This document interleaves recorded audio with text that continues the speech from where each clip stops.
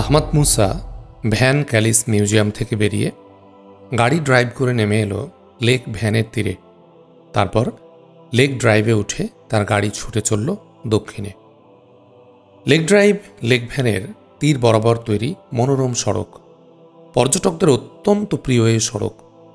একদিকে পাহাড়ের শ্রেণী, তার পাদদেশে পরিকল্পিত বনায়নের সবুজ সমারোহ, অন্য পাশে হ্রদের দিগন্ত প্রসারিত নীল শান্ত জলরাশি। এ সুন্দর সড়ক লেক ড্রাইভ ধরে এগিয়ে চলেছে আহমদ মুসার গাড়ি। ডক্টর সাহাব নুরি, ডক্টর রাজদা ও সাহিবা সাবিত রায় আহমদ মুসাকে এনেছে এই লেক ড্রাইভ দেখার জন্যে। আহমদ মুসা এসেছিল ভ্যান ক্যালিস মিউজিয়াম দেখতে। আসলে আহমদ মুসা সরেজমিনে যাচাই করতে চেয়েছিল মাউন্ট আরারাতের মানচিত্র চুরির বিষয়টা। তার সাথে এসেছিল ডক্টর সাহাব নুরি ও ডক্টর রাজদা, আর সাহিবা ও ডক্টর মাহজুন মাজহারি পাঠিয়েছিল গাইড হিসাবে। মিউজিয়ামে সাহিবা প্রস্তাব করেছিল লেক ড্রাইভে যাবার জন্যে। বলেছিল এ সময় লেক ড্রাইভ ফাঁকা থাকে, বেরিয়ে আরাম আছে, সকালে বিকালে তো গাড়ির হাট বসে যায়। ডক্টর সাহাব নুরি ও ডক্টর রাজদা বিষয়টা আহমদ মুসার উপর ছেড়ে দেয়।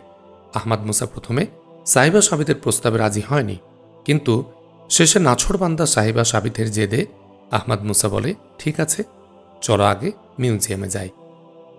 মিউজিয়ামে এসে গাড়ি থেকে নেমেই সাহিবা সাবিত মিউজিয়ামের এক ড্রাইভারকে ডেকে তার হাতে টাকা দিয়ে বলল, আমরা লেক ড্রাইভে যাব, আপনি গাড়িতে পেট্রোল ভরে রাখুন। সকালে পেট্রোল নেওয়া হয়নি। এর মাধ্যমে লেক ড্রাইভ আসা পাকাপোক্ত হয়ে যায়। আহমদ মুসাকে আসতে হয় লেক ড্রাইভে। কিন্তু লেক ড্রাইভে যাত্রা করে কয়েক গজ যেতে একটা মারাত্মক ঘটনার মুখোমুখি হয় তারা। গাড়ি ড্রাইভ করছিল আহমদ মুসা।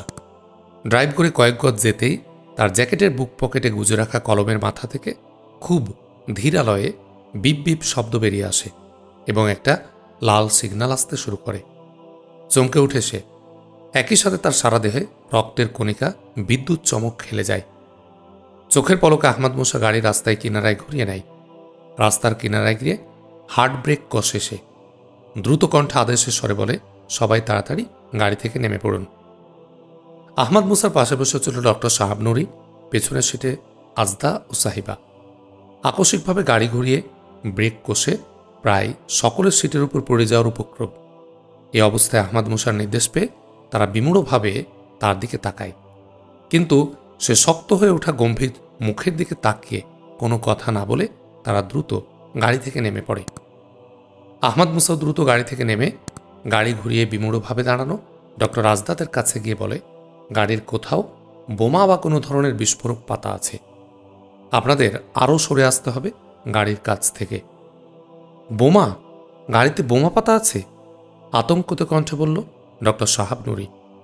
আর ডক্টর রাজদা ও সাহিবা সাবিতের চোখ তখন বিস্ফারিত। আকস্মিক আতঙ্কে তারা প্রায় বাকরুদ্ধ। তারা ফুটপাতের উপরে উঠে আরও কিছুটা দূরে সরে যায়। গাড়ি তখন মিউজিয়ামের গেট খুলে খুব একটা দূরে আসেনি। মিউজিয়ামের গেটের সামনে পুলিশের গাড়ি দাঁড়িয়ে। আহমদ মুসা হাত তুলে তাদের ডাকে। গেটের পুলিশের সাথে আহমদ মুসাকে পরিচয় করিয়ে দেয় সাহিবা। সাহিবা আহমদ মুসার অলক্ষ্যে পুলিশ অফিসারকে এই কথাও বলে যে, খোদ ডিজিপি মাহির হারুন এনাকে স্যার বলে, বুঝলেন? আহমদ মুসার হাত ইশারা পেয়ে ছুটে আসে পুলিশের গাড়ি। আহমদ মুসা ইশারা করে তাদের গাড়ি থেকে একটু দূরে পুলিশের গাড়ি দাঁড় করায়। দ্রুত পুলিশরা গাড়ি থেকে নেমে আসে। পুলিশ এসে স্যালুট দিয়ে আহমদ মুসাকে বলে, কোনো সমস্যা স্যার? গাড়ির কিছু হয়েছে স্যার? গাড়িতে বোমা বা কোনো ধরনের বিস্ফোরক পাতা আছে, বলল আহমদ মুসা। শুনেই তটস্থ হয়ে ওঠে পুলিশ।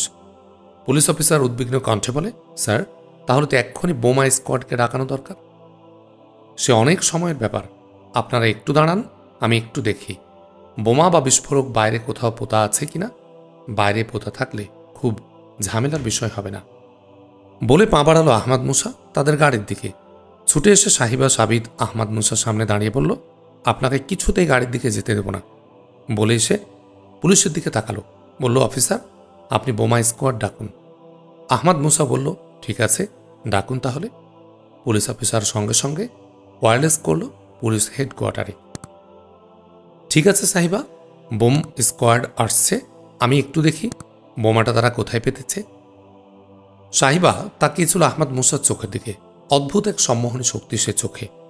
সে দৃষ্টির সামনে নিজেকে হারিয়ে ফেল, মোমের মতো গলে গেল যেন। আহমদ মুসাকে আর বাধা দিতে পারল না। আহমদ মুসা গাড়ির দিকে এগিয়ে দাঁড়িয়েছিল গাড়ির মাঝের গেট বরাবর। মুহূর্তের জন্য ভাবে, বোমা যদি সত্যিই পাতা থাকে তাহলে তা পাতা হয়েছে ডক্টর রাজদা অথবা আমাকে মারার জন্যে। সুতরাং তারা চাইবে বোমার প্রথম আঘাতেই যেন তাদের লক্ষ্য অর্জিত হয়। গাড়ির মাঝখানে কোথাও তাদের বোমা পাতবে, এটাই যুক্তির দাবি। গাড়িটি জাপানের মিৎসুবিশি কোম্পানির 6 সিটের হাইল্যান্ডার জিপ। নিচের বটমটা দেখাও খুব কষ্টসাধ্য নয়। আহমদ মুসা গাড়ির প্রান্তে মুখ নিয়ে দেহটাকে মাটির সমান্তরালে এনে গাড়ির মধ্যাঞ্চলে একটু খোঁজাখুঁজি করতে দেখতে পাই গাড়ির লম্বালম্বি চ্যাসিসের মধ্য বরাবর স্থানে আঠালো টেপ দিয়ে বোমাটি আটকানো। দ্রুত ভালো করে দেখার জন্যে মাথাটি ভেতরে নেয়। দেখতে পাই টাইমারযুক্ত বোম। টাইমারের দিকে তাকিয়ে স্বস্তির নিঃশ্বাস ফেলে সে। এখনও 1.5 মিনিট বাকি। আহমদ মুসা পকেট থেকে কাটার নিয়ে বাম হাতের বৃদ্ধ এবং তর্জনী মধ্যমা এই 3 আঙ্গুল দিয়ে অতি সন্তর্পণে বোমাটি ধরে ডান হাত দিয়ে লেসার কাটারের মাধ্যমে বোমার গাড়ির চেসিস থেকে বিচ্ছিন্ন করে এবং বোমাটিকে ওইভাবে বাম হাতের 3 আঙ্গুলে আলতোভাবে ধরে পেছনমুখী ক্রলিং করে ইঞ্চি ইঞ্চি করে গাড়ির তল থেকে বের হয়ে আসে। ঘামে ভিজে যায় তার সারা দেহ। আহমদ মুসা বের হয়ে আসতে পুলিশরা ছুটে এলো। স্যার, বোমা পাওয়া গেছে, বলল পুলিশ অফিসারটি। হ্যাঁ, এটা একটা টাইম বোম আর মাত্র 30 সেকেন্ড সময়। কোনো নিরাপদ জায়গায় ফেলতে হবে। আহমদ মুসা বলল, স্যার, আমাদের ফুটপাতের ওপারে একটা পরিত্যক্ত ভাঙ্গা স্থাপনা আছে, সেখানেই ছড়ে দিন, বলল পুলিশ অফিসার। ডক্টর শাহাবনুরী, আজদা, সাহিবা আহমদ মুসার হাতে বোমা দেখা মাত্র 30 সেকেন্ড সময় আছে যেন আতঙ্কে বাকরুদ্ধ হয়ে পড়ে। আহমদ মুসা দ্রুত কয়েক পা হেঁটে ফুটপাতে উঠে আরও কয়েক ধাপ এগিয়ে বাম হাতের 3 আঙ্গুলে বোমাটি ছুড়ে দেয় পরিত্যক্ত স্থাপনার দিকে। মাত্র কয়েক মুহূর্ত পর বিকট শব্দে বোমার বিস্ফোরণ ঘটে। মুহূর্তেই পাথরের তৈরি পরিত্যক্ত স্থাপনা ধুলো হয়ে যায়। সকলের বিস্ময় বিস্ফারিত চোখ সেদিকে। পুলিশের বোম স্কোয়াডও এসে গেছে। ডক্টর শাহাবনুরী, ডক্টর রাজদা, সাহিবা সাবিত এলো আহমদ মুসার কাছে। আহমদ মুসা ঘুরে ফিরে আসছিল। সাহিবা আহমদ মুসার মুখোমুখি হয়ে বলল, কি দরকার ছিল এই ঝুঁকি নেয়ার স্যার? পুলিশের বোম স্কোয়াড তো এসেই পড়ল। আহমদ মুসা হাসল, বলল, তেমন বড় কোনো দরকার ছিল না। তবে এটুকু হতো যে বোম স্কোয়াড এসে বোমা পেত না আর তুমি গাড়ি পেতে না, আর আমি বোমাটা কোথাকার তৈরি তা জানতে পারতাম না। অমন লাখো গাড়িও আপনার সামনে সমান নয়। তবে আমি বলতে পারবো না বোমাটা কোথাকার তৈরি, তা না জানলে কি এমন ক্ষতি হতো, বলল বিক্ষুব্ধ কণ্ঠে। পুলিশ অফিসার সামনে এগিয়ে এলো আহমদ মুসার, বলল, স্যার, বোমাটি কোথাকার তৈরি তাকে আপনি জেনেছেন? একটা ব্র্যান্ড চিহ্ন দেখেছি। নিশ্চিত করে কিছু বলার আগে আরও ভাবতে হবে অফিসার, বলল আহমদ মুসা। ধন্যবাদ স্যার। আরেকটা কথা, আমাদের মনে হয় মিউজিয়ামের ড্রাইভার তেল ভরার জন্য গাড়ি নিয়ে যাবার পর গাড়িতে বোমা পাতা হয়েছে। তাকে গ্রেফতার করলে সব জানা যাবে, পুলিশ অফিসারটি বলল। তাকে গ্রেফতার করুন, জিজ্ঞাসাবাদ করুন, কিন্তু আমার মনে হয় সে কিছুই জানে না। গাড়িতে তেল ভরার সময় বোমা পাতার কাজটা হয়েছে বলে মনে হচ্ছে। ওই সময়টায় কি কি হয়েছে, কে কি দেখেছে তা জানা গেলেই সত্যটা জানা যাবে, বলল আহমদ মুসা। কিন্তু স্যার, ওখানে তো অনেক লোক থাকে। এত লোকের মধ্যে কেউ ওই ধরনের কিছু করে ফেলল, সেটা কতটা সম্ভব, পুলিশ অফিসার বলল। আহমদ মুসা হাসল, বলল, এখানে শুধু তেল ভরাই হয় না, গাড়ির পরীক্ষা নিরীক্ষাও করা হয়, আর পরীক্ষা নিরীক্ষার সময় অনেক কিছুই করা সম্ভব। অফিসার আহমদ মুসাকে একটা স্যালুট দিয়ে বলল, ধন্যবাদ স্যার, আপনি ঠিক বলেছেন। একটু থেমে পুলিশ অফিসারটি আবার বলে উঠল, স্যার, বোমার এই কেসটা কি ম্যাডাম সাহিবা করবেন? গাড়ি তো তার। ওকে অফিসার, কেস আমিই করব। এক্ষুনি ফেরার পথে থানায় কেসটা রেকর্ড করে যাব, বলল সাহিবা সাবিত। ওকে ম্যাডাম, বলে অফিসারটি সবাইকে সালাম দিয়ে গাড়িতে গিয়ে উঠল। পুলিশ চলে যেতেই সাহিবা আহমদ মুসাকে লক্ষ্য করে বলল, চলুন স্যার, আমরা ফিরি। ফেরার পথে কেসটা দায়ের করে যাব। কিন্তু সাহিবা সাবিত, আমি লেক ভ্যান দেখব বলে লেক ড্রাইভে যাবার জন্য অলরেডি কিছুটা পথ এগিয়ে এসেছি। আমি লেক ড্রাইভটা ঘুরে আসি, তোমার গাড়ি নিয়ে চলে যাও, বলল আহমদ মুসা। বিমর্ষতার একটা ছায়া খেলে গেল সাহিবা সাবিতের মুখে। বলল সে, এভাবে সরাসরি ফিরে যাবার কথা বলা তার হয়তো ঠিক হয়নি। সাহিবা সাবিত তাকালো ডক্টর রাজদার দিকে, আবার ফিরে তাকালো আহমদ মুসার দিকে। বলল, স্যার, এত বড় ঘটনা ঘটল, আপনার পোশাক ধুলি ধূসরিত হয়েছে, এজন্যই বলছিলাম, কিন্তু আপনার সিদ্ধান্তের সাথে আমরা আছি। আহমদ মুসা হাসল, বলল, তোমার প্রস্তাবে আমি কিছু মনে করিনি, তুমি যেটা বলেছ সেটাই স্বাভাবিক। আমার অনুরোধ, তোমরা মামলা দায়েরের কাজটা শেষ করে যাও, আমি পরে আসব। মনে হচ্ছে আমার কিছু কাজ আছে। মনে হচ্ছে কিছু কাজ আছে, এর অর্থ কি ভাইয়া? আপনি লেক ড্রাইভে যাবেন, এটাই কি কাজ? বলল ডক্টর রাজদা। লেক ড্রাইভে যাওয়া কোনো কাজ নয়, কিন্তু আমার মনে হচ্ছে সে যাওয়াটা আমার বাধাগ্রস্ত হয়েছে, সে যাওয়াটা আমার দরকার। এ শেষ করাটাকে আমি কাজ বলছি, বলল আহমদ মুসা। তাহলে স্যার, আমাদের ফিরিয়ে দিচ্ছেন কেন? বলল সাহিবা। বড় একটা ঘটনা ঘটে গেছে, কেস দায়ের হওয়া জরুরি, এছাড়া তেমন আর কোনো কারণ নেই। তাহলে ঘুরে এসে আমরা কেস দায়ের করব, আমরা এখন যাত্রা করতে পারি। সাহিবা বলল, ভাইয়া চলুন আমরা যাত্রা করি, বলল ডক্টর রাজদা। সবাই গাড়িতে উঠল। আগের মতো আহমদ মুসা ড্রাইভিং সিটে, তার পাশে সাহাব নুরি, পেছনের সিটে আজদা সাহিবা। গাড়ি স্টার্ট নিয়ে চলতে শুরু করল। এতক্ষণ একটি কথা বলেনি ডক্টর সাহাব নুরি। গাড়ি চলতে শুরু করলে সে বলল, মিস্টার আবু আহমদ আবদুল্লাহ, মৃত্যু থেকে আমরা কয়েক মিনিটের ব্যবধানে, গাড়ি ওই কয়েক মিনিট চললে আমাদের সাক্ষাৎ মৃত্যু হতো। আপনি আমাদের বাঁচিয়েছেন, কৃতজ্ঞতা জানিয়ে আপনাকে বিব্রত করব না, কারণ প্রশংসা আপনি পছন্দ করেন না। বলে থামল ডক্টর সাহাব নুরি। একটু থেমে বলল, কিন্তু একটা বিষয় আমার মনে, মিস্টার আবু আহমদ, বোমার অস্তিত্ব আপনি টের পেলেন কি করে? আহমদ মুসা ডান হাত স্টিয়ারিং হুইলে রেখে বাঁ হাত দিয়ে পকেটের কলমটা বের করে বলল, এই কলম আমাকে সিগন্যাল দিয়েছে। ওটা কি এক্সক্লুসিভ ডিটেক্টর জনাব? জিজ্ঞাসা সাহিবার। আরও অনেক কিছু, হাসির সাথে বলল আহমদ মুসা। কলমটি পকেটে রাখল সে। গাড়ি চলছিল পশ্চিম দিকে লেক অভিমুখে। তীরের কাছাকাছি পৌঁছে লেক ড্রাইভে উঠল আহমদ মুসার গাড়ি। এবার গাড়ি চলতে শুরু করল তীর ঘেঁষে দক্ষিণ দিকে। গাড়িতে নীরবতা। নীরবতা ভাঙল সাহিবা সাবিত।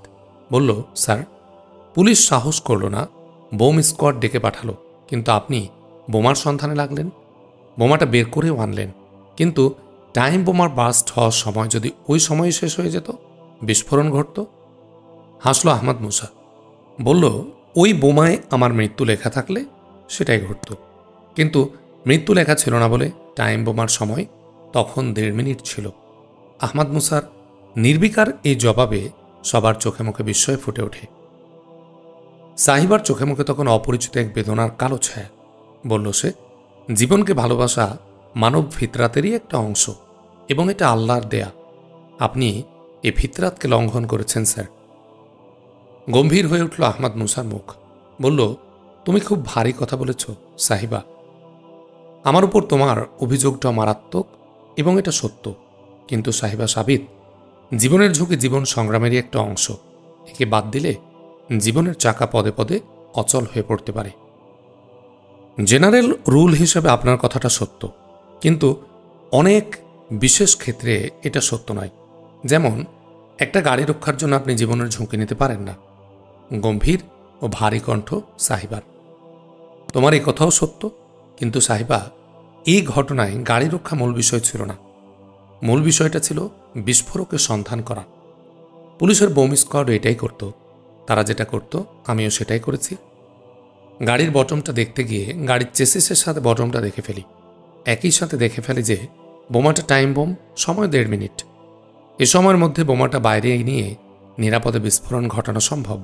আমি সেটাই করেছি। আল্লাহর দেয়া ফিতরাত আমি লঙ্ঘন করিনি, বলল আহমদ মুসা। সাহিবা সাবিতের মুখ থেকে বেদনার মেঘ অনেকখানি কেটে গেছে। চোখে তার মুগ্ধতার একটা ঔজ্জ্বল্য, ঠোঁটে প্রসন্নতার অপরিস্ফুট হাসি।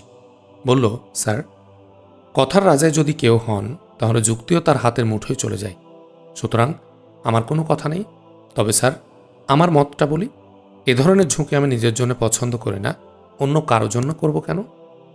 হাসল আহমদ মুসা। বলল, তোমার এই যুক্তিতে আমার সব যুক্তি শেষ, সব কথাও শেষ। তাহলে তোমাকে তো কথার সম্রাট বলতে হয়। কি বলো তুমি আজদা? ঠিক বলেছেন ভাইয়া, আসলে সে কথার সম্রাট। ওর গোটা একাডেমিক ক্যারিয়ারে ডিবেটে প্রথম স্থান ওর জন্য বরাদ্দ, বলল আজদা। ডক্টর আজদার কথাগুলো আহমাদ মুসার কানে গেল না। তার চোখ তখন গাড়ির রেয়ার ভিউ মিররে নিবদ্ধ। রেয়ার ভিউতে দেখতে পাচ্ছে সে একটা গাড়িকে। অনেকক্ষণ ধরেই দেখছে গাড়িটাকে।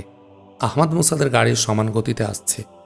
গাড়ির গতি অতি সন্তর্পণে কম বেশি করে কমিয়ে বাড়িয়ে পরীক্ষা করে দেখেছে গাড়িটির নিজস্ব কোনো গতি নেই। তার মানে গাড়িটি তাদের অনুসরণ করছে। নিশ্চয় ওরা উল্কিওয়ালারাই, ওরাই বোমা পেতেছিল। বোমার ফাঁদ ওদের ব্যর্থ হয়ে গেছে। বোমার ফাঁদ ব্যর্থ হলে বিকল্প চিন্তাও তাদের ছিল। আহমাদ মুসা স্বীকার করল, আসলে গ্রুপটা দূরদর্শী, নাছোড়বান্দা। কিন্তু গাড়িটা আমাদের অনুসরণ করছে কেন? কি তাদের মতলব? আহমাদ মুসা ডুবে গিয়েছিল চিন্তায়। তার দুহাত স্টিয়ারিং হুইলে এবং চোখ দুটি সামনে প্রসারিত, কিন্তু তার মনটা পড়ে আছে দুপাশের রেয়ার ভিউ মিররে। মাঝে মাঝে দু চোখ চকিতে ফিরিয়ে এনে মনিটর করছে রেয়ার ভিউয়ের দৃশ্য। হঠাৎ আহমাদ মুসার নীরব হওয়ায় বিস্ময় সৃষ্টি হয়েছে ডক্টর আজদা সহ সবার মধ্যে। পাশে সিটে বসা ডক্টর সাহাব নুরি আহমাদ মুসার চোখে মুখের ভাবান্তর আরও কাছ থেকে লক্ষ্য করেছে। তার বিস্ময় আরও বেশি। সে পেছন ফিরে ডক্টর আজদাদেরকে মুখ নেড়ে প্রশ্ন ছুড়ে দিল তাদের দিকে। তারাও প্রশ্ন ফিরিয়ে দিল। কথা বলল আহমাদ মুসাই প্রথম। বলল, মিস্টার সাহাব নুরি, এই রাস্তা এভাবে কত দূর গেছে? লেক হিল টানেল পর্যন্ত গেছে, বলল ডক্টর সাহাব নুরি।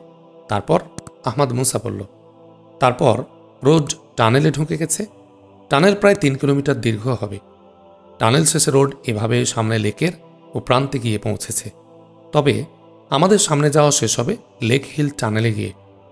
স্বরাষ্ট্র মন্ত্রণালয়ের বিশেষ পারমিশন ছাড়া টানেলে ঢোকা নিষিদ্ধ, বলল সাহাব নুরি। মাঝখানে রোড স্টেশন কিংবা এ জাতীয় কিছু আছে? আহমাদ মুসার জিজ্ঞাসা। সেরকম কিছু নেই। কেন এ প্রশ্ন জিজ্ঞেস করছেন? বলল সাহাব নুরি। সামনে কি আছে আমি বুঝতে চেষ্টা করছি। আহমাদ মুসা বলল, কেন? সামনে এগুলোই তো দেখা যাবে, বলল সাহাব নুরি। সামনে যাওয়াটা কতটা নিরাপদ সেটাই ভাবছি। আহমাদ মুসা আবার বলল, কিন্তু কেন এই ভাবনা? কিছু কি ঘটেছে? সাহাব নুরির প্রশ্ন। তার কণ্ঠে দুশ্চিন্তার ছাপ। কিন্তু তার চেয়ে অনেক বেশি ভাবনার ছায়া নেমেছে ডক্টর আজদা ও সাহিবার চোখে মুখে। ঘটেছে নয়, ঘটছে মিস্টার সাহাব নুরি। আমাদেরকে পেছন থেকে ফলো করা হচ্ছে অনেকক্ষণ ধরে। আহমাদ মুসা বলল, ফলো করা হচ্ছে? বলল ডক্টর সাহাব নুরি। তার কণ্ঠে উদ্বেগ। মুহূর্তে উদ্বেগ ছড়িয়ে পড়ল ডক্টর আজদাদের মুখেও। ডক্টর সাহাব নুরিও গাড়ির রেয়ার ভিউ মিররের দিকে তাকালো। দেখতে পেল গাড়িটাকে। রাস্তায় এখন গাড়ি নেই বললেই চলে। আসলে লেক ড্রাইভে এ সময় কেউ আসে না। লেক ড্রাইভ জমজমাট হয়ে ওঠে বেলা 3টার পর। গাড়িটা আমাদের ফলো করছে, এটা কি করে বোঝা গেল মিস্টার আবু আহমদ আবদুল্লাহ? জিজ্ঞেস করল ডক্টর সাহাব নুরি। এটা বোঝার জন্য যা দরকার তা করার পর আমি নিশ্চিত হয়েছি গাড়িটা আমাদের ফলো করছে, আহমদ মুসা বলল। ওদের লক্ষ্য কি? বলল ডক্টর সাহাব নুরি। তার কণ্ঠে উদ্বেগ। আমি সেটাই বোঝার চেষ্টা করছি। সামনে ওদের লোকজন থাকতে পারে, কোথায় কিভাবে থাকতে পারে সেটা আন্দাজ করার জন্যেই সামনে কি আছে তা জানতে চাচ্ছিলাম, বলল আহমদ মুসা। ঠিক বলেছেন মিস্টার আবু আহমদ। ওরা আমাদের শুধুই ফলো করছে, তার অর্থ সামনে ওদের লোক আছে কোনো এক জায়গায় ওত পেতে, বলল ডক্টর সাহাব নুরি। ডক্টর সাহাব নুরি কথা বললেও তার উদ্বিগ্ন চোখ নিবদ্ধ ছিল গাড়ির রেয়ার ভিউ মিররে। কথা শেষ করে সে চিৎকার করে উঠল, মিস্টার আবু আহমদ আবদুল্লাহ, গাড়িটা আবার দ্রুত এগিয়ে আসছে, আপনি গাড়ির গতি বাড়ান। আহমদ মুসাও দেখতে পেয়েছিল যে গাড়িটা ডাবল স্পিডে এগিয়ে আসছে। আহমদ মুসা তার গাড়ির গতি না বাড়ালে 2-3 মিনিটের মধ্যে গাড়িটা আহমদ মুসাদের সমান্তরালে এসে যাবে। আহমদ মুসা তার গাড়ির গতি বাড়ানো না, বলল, বাড়িয়ে কোনো লাভ নেই। আমরা গতি বাড়াবো সেটা ওই গাড়িটা জানে, এবং গাড়ির গতি বাড়িয়ে লাভ হবে না সেটাও জানে বলেই গাড়িটা তার গতি বাড়িয়েছে। আহমদ মুসা থামল। তাহলে আমাদের এখন কি করণীয়? বলল সাহিবা সাবিত। তার কণ্ঠ শুষ্ক, চোখে মুখে উদ্বেগ। ডক্টর সাহাব নুরি ডক্টর রাজদারও উদ্বেগে মুষড়ে পড়া ভাব। হাসল আহমদ মুসা। বলল, ওরা কি করছে তা দেখা ছাড়া আমাদের কিছু করণীয় আর দেখছি না। পেছন থেকে গাড়িটা আসছে, দেখা যাক গাড়িটার কি কিছু হয়, এর কোনো ভূমিকা আছে কিনা। কথা বলছিল সামনের দিকে তাকিয়ে। সামনে আর কোনো গাড়ি সে দেখতে পাচ্ছে না। দেখতে পেল ওপাশে ফেরার রাস্তা দিয়ে দুটি মাইক্রো আসছে পাশাপাশি। ওই দুটি মাইক্রো ছাড়া ওপাশের ফেরার রাস্তাতেও কোনো গাড়ি নেই। হঠাৎ আহমদ মুসার খেয়াল হলো তাদের ফলোকারী গাড়ি এবং সামনের মাইক্রোবাস দুটির গতি একই রকম। শুধু তাই নয়, পেছনের গাড়ি এবং সামনের দুটি মাইক্রো আহমদ মুসাদের গাড়ি থেকে সমান দূরত্বে। ভাবতেই পেছনের গাড়ি এবং সামনের দুটি মাইক্রো আহমদ মুসাদের গাড়ির আরও ক্লোজ হয়ে এলো। হঠাৎ আহমদ মুসার নজরে পড়ল তার গাড়ি থেকে 20-25 গজ সামনে দুপাশের রাস্তার একটি লিঙ্ক চ্যানেল। লিঙ্ক চ্যানেলটা নজরে পড়তে হঠাৎ যেন সব বিষয় আহমদ মুসার কাছে পরিষ্কার হয়ে গেল। মাইক্রো দুটির টার্গেট লিঙ্ক চ্যানেল দিয়ে এ রাস্তায় ঢুকে পড়া এবং আহমদ মুসার গাড়ির একেবারে মুখোমুখি দাঁড়ানো। আহমদ মুসার ভাবতে যতক্ষণ সময় লাগলো ততক্ষণে ঘটনা ঘটে গেছে। মাইক্রো দুটি লিঙ্ক চ্যানেল দিয়ে এ রাস্তায় ঢুকে আহমদ মুসার গাড়ির দিকে ছুটে আসছিল সমান্তরালে গোটা রাস্তা কাভার করে। সবাই সাবধান বলে হার্ড ব্রেক করল আহমদ মুসা। সামনের দু গাড়িও গজ চারেক এগিয়ে এসে আহমদ মুসার গাড়ির মতোই হার্ড ব্রেক কষল। অনুরূপভাবে পেছনের ফলো করে আসা গাড়িটাও আহমদ মুসার গাড়ি থেকে 4 গজ মতো দূরে এসে বিকট শব্দ তুলে হার্ড ব্রেক কষল। সামনের দুটি মাইক্রো থামার সঙ্গে সঙ্গে 2 মাইক্রো ছাদের একটা অংশ সামনে থেকে সরে গেল। সেখানে বেরিয়ে এলো আহমদ মুসাদের গাড়ি তাক করা রকেট লঞ্চার। আর 2 মাইক্রো থেকে নেমে এলো আপাদমস্তক কালো পোশাকের 8 জন মানুষ। ওদের সবার হাতে মিনি মেশিন গান। ওরা ছুটে এলো আহমদ মুসার গাড়ির সামনে। কি ঘটতে যাচ্ছে আহমদ মুসা সবই বুঝতে পারল। ওরা সামনে দাঁড়ানোর আগে আহমদ মুসা তার M10 রিভলভারের বাঁট দিয়ে তার সামনের উইন্ডো স্ক্রিন ভেঙে ফেলল। একটা রিভলভার হাতেই ছিল আহমদ মুসার। জ্যাকেটের বাম পকেট থেকে আরেকটা বাম হাতে তুলে নিল। তার 2 হাতে রিভলভার তাক করা সামনের দিকে। ওরা এসে দাঁড়ালো সামনে। ওদের হাতেও মিনি মেশিন গান উদ্যত। রেয়ার ভিয়া আহমদ মুসা দেখতে পেল পেছনের গাড়ি থেকেও 2 জন নেমেছে। তারা পজিশন নিয়েছে পেছনে। এ সময় সামনের গাড়ি থেকে একজন চিৎকার করে বলল, আবু আহমদ আবদুল্লাহ, তোমার খেলা শেষ। তোমাকে হয় আত্মসমর্পণ করতে হবে, নয়তো তোমাদের সকলকে ধ্বংস হতে হবে। তোমাদের সমেত গাড়িটাকে ছাতু বানিয়ে দিতে আমাদের 2 রকেট লঞ্চারই যথেষ্ট। তবে আমরা চাই তোমাকে ও ডক্টর রাজদাকে জীবন্ত হাতে পেতে। তোমরা আমাদের লোক মেরেছ। তোমাদের মারার আগে সে শোধ আমরা তুলতে চাই। এখন সিদ্ধান্ত তোমার। 2 মিনিটের মধ্যে তোমাকে জানাতে হবে তুমি ডক্টর রাজদা আত্মসমর্পণ করছো কিনা। আহমদ মুসার চোখ দুটি উজ্জ্বল হয়ে উঠল। ডক্টর রাজদা, সাহিবা সাবিত, সাহাব নুরিদের বাঁচানোর একটা বিকল্প পথ সামনে এসেছে তার। কিন্তু এ বিষয়ের দিকে না গিয়ে সে বলল, তোমরা কে তা তো জানি না, কিন্তু তোমাদের ওই রকেট লঞ্চার দিয়ে আমাদের ধ্বংস করার ভয় দেখিও না। তোমাদের হাতে যে রকেট লঞ্চার দেখছি তার ডিস্ট্রাকশন রেডিয়াস হলো 40 বর্গফুট। সুতরাং আমাদের গাড়ি ধ্বংস করতে চাইলে তোমাদের 3 গাড়ি এবং তোমরাও ধ্বংস হয়ে যাবে। হ্যাঁ, তোমরা বন্দুকধারী। 10টি মিনি মেশিন গানের গুলি চালিয়ে আমাদের 4 জনকে হত্যা করতে পারো, কিন্তু শুনে রাখো, আমাদের 4 জনকে মারতে হলে তোমাদের কমপক্ষে 4 জনকে মরতে হবে। তবে আমার 2 হাতের রিভলভার আরও বেশি মারতে পারে, কারণ আমার হাত তোমাদের চেয়ে অনেক বেশি ক্ষিপ্র এবং আমার গুলি লক্ষ্যভ্রষ্ট হয় না। সুতরাং তোমাদের প্রস্তাব নয়, আমার প্রস্তাবে তোমাদের রাজি হতে হবে। থামল আহমদ মুসা। ওদিক থেকে সঙ্গে সঙ্গে উত্তর এলো না। এদিকে ডক্টর সাহাব নুরি, ডক্টর রাজদা, সাহিবা আতঙ্কে একেবারে চুপসে গেছে। ডক্টর রাজদা ও সাহিবা সাবির দুজনেই কাঁপছে, আর ডক্টর সাহাব নুরি তার বুকের কাঁপুনি থামাতেই পারছে না। কিন্তু তারা সকলেই বিস্ময়ে হতবাক হয়ে গেছে আহমদ মুসার নির্ভয় ও স্বাভাবিক কণ্ঠস্বরে। তার চেয়ে বড় বিষয় হলো, তারা যে ভয় দেখিয়েছিল সে ভয়ে আহমদ মুসা তাদের দিকে ফিরিয়ে দিয়েছে এবং তার প্রস্তাব ওদেরকে গ্রহণ করার আহ্বান জানিয়ে কার্যত সিচুয়েশনের কমান্ড প্রতিষ্ঠা করেছে। কিন্তু আবু আহমদ আবদুল্লার প্রস্তাবটি কি, এ বিষয়টি বিরাট কৌতূহলেরও সৃষ্টি করেছে তাদের মধ্যে। আহমদ মুসা কথা শেষ করার পর ওদের তরফ থেকে কোনো কথা এলো না। বেশ কিছুক্ষণ নীরবতার পর ওদিক থেকে একটা ভারী কণ্ঠ বলল, ভয় দেখিয়ে লাভ নেই, বলো তোমার প্রস্তাব কি। আমি অনর্থক ভয় দেখাই না, আমি যা বলেছি তাই ঘটবে। সে যাক, ডক্টর রাজদার কোনো দোষ নেই। তাকে কিডন্যাপ করার জন্য তোমাদের লোক যারা কয়েকবার গিয়েছিল তাদের আমিই হত্যা করেছি। আমার প্রস্তাব হলো, ডক্টর রাজদা, ডক্টর সাহাব নুরি, সাহিবা সাবিত অর্থাৎ আমি ছাড়া গাড়িতে যারা আছেন সবাই এ গাড়ি নিয়ে চলে যাবেন। আমি একাই আপনাদের হাতে থেকে যাব। এটাই আমার প্রস্তাব। আহমদ মুসার প্রস্তাব শেষ না হতেই না বলে আর্তনাদ করে উঠল সাহিবা সাবিত। বলল, এ প্রস্তাব চলবে না। যা ঘটার একসাথে ঘটবে, মরলে একসাথে মরব। আবেগরুদ্ধ কণ্ঠ সাহিবা সাবিতের।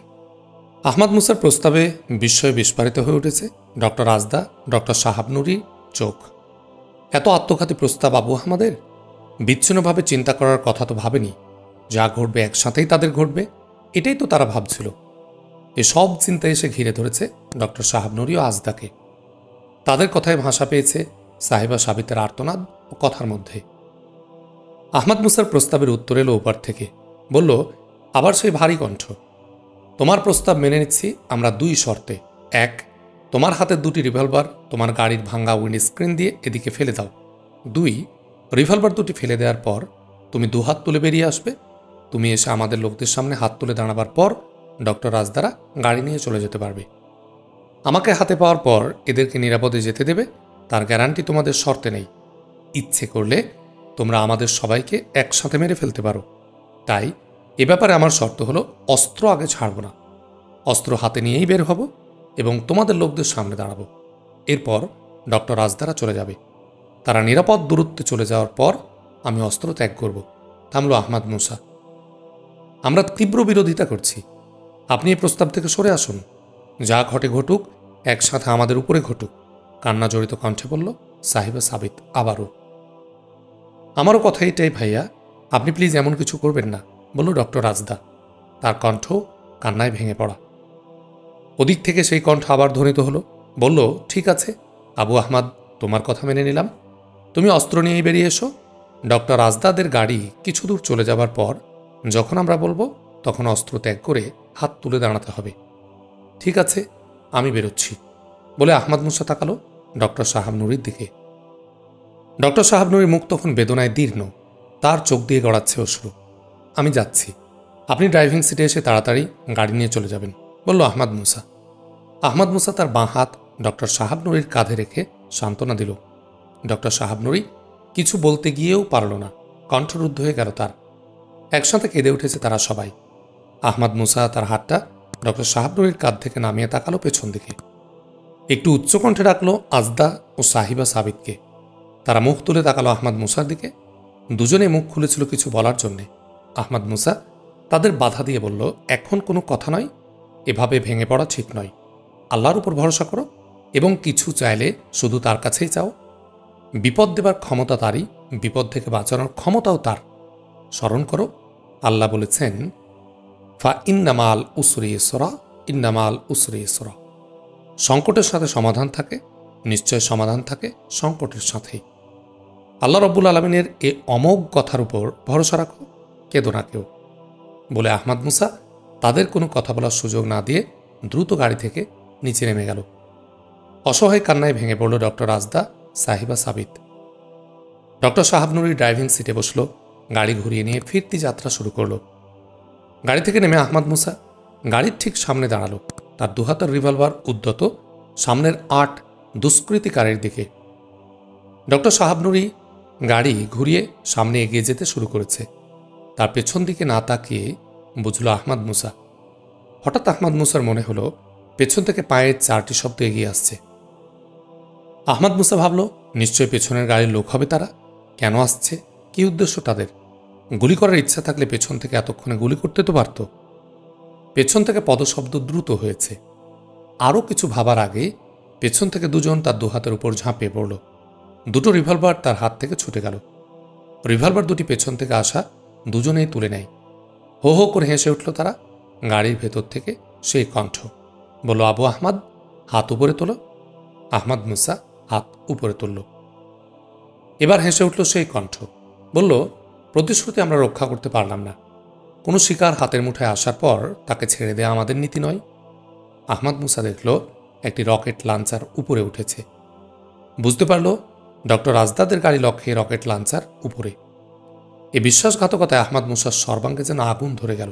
ভাবল, এবার তার রুখে দাঁড়ানোর সময় এসেছে। তার দুহাত উঠে আছে কান পর্যন্ত। সে হাতে কয়েক ইঞ্চি পেছনে জ্যাকেটে রাখা আছে জাদুকরী মিনি মেশিন রিভলভার। ট্রিগার টিপে ধরলে রিভলভার থেকে স্বয়ংক্রিয়ভাবে 24টি গুলির মিছিল বেরিয়ে আসে। গুলিগুলো আকারে ছোট, কিন্তু প্রত্যেকটি একটি বোমার মতো ভয়ঙ্কর। আহমদ মুসা তাকালো চারদিকে রকেট লঞ্চারকারীদের দিকে। আহমদ মুসা নিরস্ত্র হওয়ার পর ওরা এখন নিশ্চিন্ত। ওদের ভয়ঙ্কর গানগুলো ব্যারেল নিচে নামানো। তখনও রকেট লঞ্চার সোঁচানো মাথা উপরে ওঠা শেষ হয়নি। আহমদ মুসার ডান হাত বিদ্যুৎ গতিতে ঢুকে গেল ঘাড়ের নিচে জ্যাকেটের পকেটে। হাতটি চোখের পলকে বেরিয়ে এলো তর্জনী রিভলভারের ট্রিগারে।